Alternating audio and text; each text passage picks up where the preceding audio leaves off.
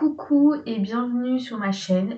Si tu es étudiant en études supérieures et plus particulièrement en archi, tu sais à quel point les études peuvent être exigeantes, peuvent nous demander beaucoup de temps, d'implication et d'énergie, ce qui fait qu'au bout d'un moment, on est très fatigué, on n'en peut plus parfois et qu'on a besoin d'une pause pour vraiment repartir de zéro et être vraiment productive.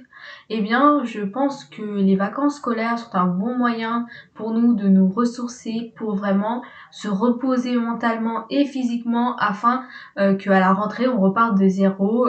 Dans cette vidéo, je vais vous donner vraiment plein d'idées et de conseils qui tirent le meilleur parti de votre temps libre. La première étape est de planifier la semaine de vacances. Assis-toi, prends une feuille et un stylo ou sinon ouvre l'application Notes de ton téléphone. Fais un bucket list des activités que tu souhaiterais faire pendant les vacances. Vraiment, écris tout ce qui te passe par la tête. Bien sûr, tu ne pourras pas faire tout ce qu'il y a dans cette bucket list durant la semaine parce que on n'a pas assez de temps pour faire les activités. Donc, bien sûr, il faut ensuite les hiérarchiser. Mais les activités les plus importantes, primordialement à faire durant cette semaine de vacances, mets-les bien en rouge. Puis ensuite, en orange, mets les activités que tu aimerais bien faire, parce que ça va nous aider dans la suite. Parce que maintenant, il faut que tu planifies ta semaine. Tu mets en avant les jours où tu as des engagements prévus. Pour cette étape, ce que je te conseille, c'est d'ouvrir Google Calendar ou par exemple, si tu as une feuille, tu dessines un planning, tu as un emploi du temps de la semaine. Sur une feuille, vraiment, ça se fait en 2 minutes, donc il n'y a pas de souci. Si tu as un agenda sur ton téléphone ou sur ta tablette, tu ouvres et tu commences à mettre tous les rendez-vous que tu as, tous les engagements de prévus que tu as, que tu ne peux pas modifier, que tu ne peux pas changer, que tu ne peux pas annuler.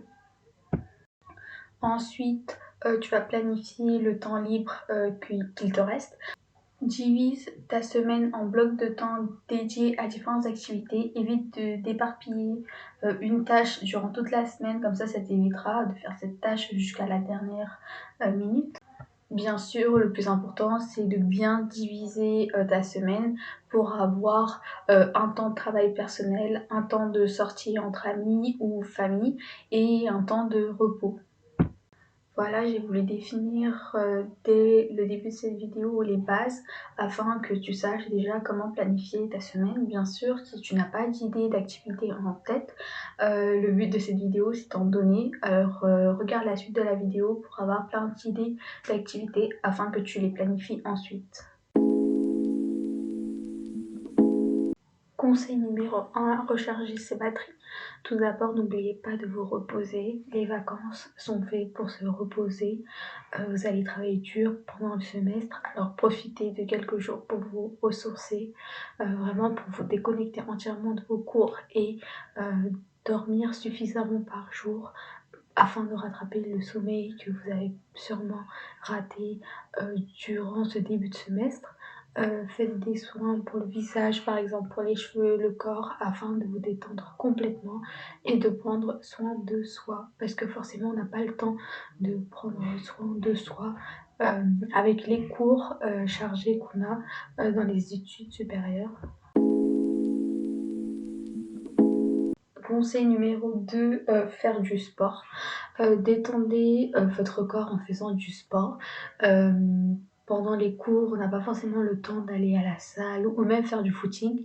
On est souvent fatigué, on rentre tard, on n'a pas le temps le soir, on se réveille tôt le matin et on ne peut pas forcément se réveiller plus tôt qu'on se réveille déjà. Faites du yoga aussi, c'est bon pour la santé mentale et la santé physique. Donc vraiment, en dormant, vous reposez votre cerveau. Mais bien sûr, il faut que vous puissiez reposer votre corps. Et là, c'est avec du sport. En dépensant de l'énergie, vous allez mieux vous sentir bien dans votre corps. Et le yoga a pour but de faire les deux. Si vous n'êtes, ni du genre à faire du sport dans une salle, ni à faire du yoga, bah, tout simplement promenez-vous dans la nature, promenez-vous, dans votre ville, promenez-vous dans un parc, faites une petite balade, emmenez promener votre chien ou je sais pas, accompagnez, vos frères et sœurs au parc ou, simplement allez-y tout seul. Conseil numéro 3, rattraper son retard. Si vous avez du retard dans votre cours ou, des projets en cours, c'est le moment de rattraper votre retard. Créez un espace de travail organisé, chez vous et définissez des objectifs quotidiens pour vous aider à avancer.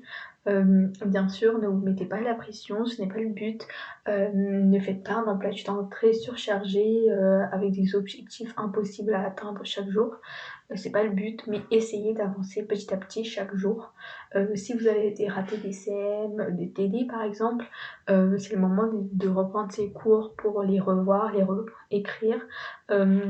Et si par exemple, si vous avez jamais eu le temps de revoir vos notes, bah, c'est le moment de revoir vos notes. Surligner ce qui a besoin d'être surligné. Ensuite, bah, faites des fiches, hein, si besoin. Les partiels arrivent bientôt, donc ça peut être toujours utile. Conseil numéro 4, projet personnel. Profitez de votre temps libre pour travailler sur des projets personnels.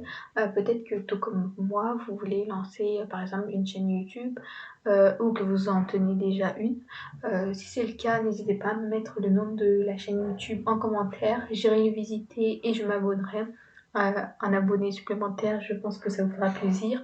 Et c'est toujours bien d'avoir de la motivation quand on fait un projet personnel où on a déjà des doutes sur comment le lancer ou comment ça va se passer.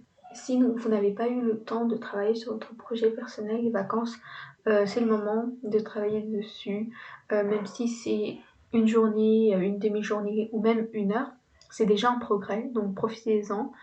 Dans le cas où vous avez un stage à faire durant les vacances, durant votre cursus, dans le cas où vous avez un stage à faire durant votre cursus, c'est le moment de postuler à des entreprises pour votre stage ou même si besoin, faites un CV, une lettre de motivation, commencez à chercher des entreprises où vous voulez faire votre stage. Conseil numéro 5, visiter. Pour de l'inspiration, c'est toujours bien d'aller visiter des bâtiments emblématiques, des œuvres qu'on a vues en cours, qui se trouvent dans votre ville ou dans la région où vous habitez ou même à Paris. C'est bien d'aller visiter en vrai un bâtiment dont vous avez entendu dans des cours vraiment théoriques parce que la théorie est très différente de la pratique, donc forcément, euh, vous écoutez par exemple un prof qui vous vante toutes les qualités d'un bâtiment, mais qu'une fois allé sur place, vous vous rendez compte que le bâtiment, ça vous inspire pas tant que ça, bah comme ça vous vous rendez compte que voilà, le prof, même s'il a raison, vous n'avez pas le même point de vue que ce prof en regardant ce bâtiment. Cela vous permet aussi de voir l'ancrage du bâtiment dans le site. Ça vous permet de voir des détails que les profs peut-être vous en parlent pas parce que le prof parle du projet en tant que tel, mais l'adaptation du projet à son site durant le temps, bah, c'est très différent. Par exemple, je sais pas, vous pouvez avoir des graffitis, bon c'est rare, mais il y a moyen que vous voyez des graffitis, des moisissures ou même des changements dans le projet pour s'adapter aux besoins des clients par exemple. Toujours bien d'aller voir, de faire des dessins d'observation de ces bâtiments, c'est toujours intéressant pour garder une trace. Conseil numéro 6, apprendre de nouvelles compétences. Profitez de votre temps libre pour apprendre de nouvelles compétences, que ce soit l'apprentissage d'un nouveau logiciel, l'amélioration de vos compétences en modélisation 3D ou en dessin à main levée. Vraiment, investissez du temps dans votre développement professionnel. Si vous voulez des tutos de logiciels 3D, n'hésitez pas à me demander. Je peux vous conseiller même des chaînes YouTube qui a des vidéos sur ces logiciels qui sont intéressantes parce que même moi, quand j'ai dû apprendre ces logiciels, je regardais pas mal de tutos sur YouTube, donc je peux vous guider là-dessus. Si durant votre cursus, vous n'avez pas pu apprendre telle ou telle chose sur un logiciel et que vous n'avez pas faire un truc sur le logiciel et vous n'avez tout simplement pas appris, les vacances sont faites pour que vous puissiez approfondir vos connaissances sur ce domaine.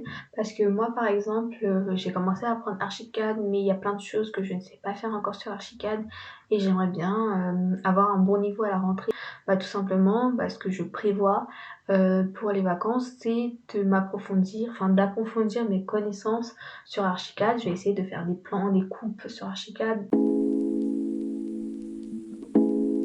Conseil numéro 7, apprendre une langue. C'est le moment d'apprendre une nouvelle langue ou de perfectionner en tout cas une langue que vous connaissez déjà et que vous avez des bases. Par exemple, si vous avez des cours d'anglais ou que vous voulez approfondir vraiment les bases en anglais, vous pouvez revoir les cours d'anglais que vous avez eu cette année ou des années précédentes. Je vous conseille de ne pas apprendre vraiment une toute nouvelle langue, mais de perfectionner une langue que vous connaissez déjà. Ce que vous allez faire, c'est que vous allez chercher du contenu sur Internet, sur YouTube, chercher des podcasts par exemple sur Spotify. Personnellement, j'ai une playlist de chaînes YouTube en anglais, ainsi que des chaînes de podcasts sur YouTube et sur Spotify que j'écoute régulièrement. Vraiment faites attention, ne commencez pas plusieurs langues en même temps car vous n'aurez tout simplement pas le temps de tous les perfectionner. Donc si vous voulez apprendre une nouvelle langue, commencez par apprendre une seule nouvelle langue. Sinon, faire perfectionner une langue que vous connaissez déjà. Conseil numéro 8, faire une playlist. Si vous êtes comme moi, vous aimez écouter de la musique pendant les trajets ou même quand vous faites votre maquette ou la modélisation 3D, je vous conseillerais de profiter de ces vacances pour faire une playlist. Peut-être que récemment vous avez entendu des musiques qui viennent de sortir et qui sont assez populaires et que vous aimeriez bien ajouter dans votre playlist, et bien c'est le moment de le faire. Ou sinon même chercher de nouvelles chansons et les ajouter. Moi par exemple, j'ai fait une playlist des chansons que j'écoute durant le trajet. J'ai une liste différente pour quand je fais un projet, par exemple une modélisation 3D ou ma maquette, j'écoute une autre playlist afin de ne pas confondre les deux parce que c'est deux états d'esprit différents. L'un c'est pour me détendre, l'autre c'est pour que je me concentre. Mais il y a des fois ça m'arrive aussi de regarder des séries ou des dessins animés quand je fais ma maquette. Vraiment ce sont des vidéos que j'ai déjà regardées. Par exemple, ce sont des animés que je regardais pendant mon enfance, oui, que je regarde toujours. Ou sinon, ce sont des épisodes d'une série que j'ai regardé en boucle déjà, que je connais par cœur, mais qui sont toujours intéressantes à voir. Ça me permet de rester motivée et éveillée, surtout quand je fais ma maquette tard le soir. Et ça me captive de voir ces vidéos comme ça. Je suis toujours intéressée de regarder cette vidéo en même temps. Je fais ma maquette tranquillement de mon côté. Et ça me permet d'un autre côté de chronométrer le temps que je prends pour faire une maquette ou telle tâche. Vraiment, n'hésitez pas à trouver des séries qui vous intéressent, et que vous aimeriez bien revoir, mais que vous n'avez pas forcément le temps. Vous tout simplement vous lancez cette vidéo et en même temps vous faites votre maquette et une modélisation 3D. Forcément pour que ça marche, il faut que ce soit des vidéos que vous avez déjà vues, sinon ça ne marche tout simplement pas parce que vous allez être concentré sur la vidéo et pas sur votre maquette. Faire ses hobbies. Je pense que vous avez des hobbies comme par exemple lire, dessiner, peindre, etc. Profitez des vacances pour pratiquer ces hobbies parce que forcément vous n'avez pas pu avoir le temps récemment de le faire et que vous êtes un peu triste et c'est dommage quand même de ne pas pouvoir pratiquer quelque chose qu'on aime justement parce qu'on n'a pas le temps. Vous avez du temps libre, alors profitez pour faire vos hobbies. Faites ce que vous aimez tout simplement parce que les vacances c'est un moment où on est content, on aimerait faire ce qu'on souhaite. Donc si vous aimez lire, prenez un livre que vous avez acheté il y a longtemps, qui se trouve dans votre bibliothèque en train de prendre la poussière, que vous avez envie de lire mais vous n'avez pas le temps, tant mieux. Prenez le livre, commencez à le lire. Si vous aimez lire mais que vous n'avez pas tout simple. Mais si vous aimez lire et que vous n'avez pas de livre, tant mieux. Allez à la librairie dès le lundi des vacances, allez acheter des livres que vous aimez et lisez ensuite. Si vous aimez dessiner, faites des dessins, entraînez-vous chez vous, sinon sortez et faites des dessins d'observation.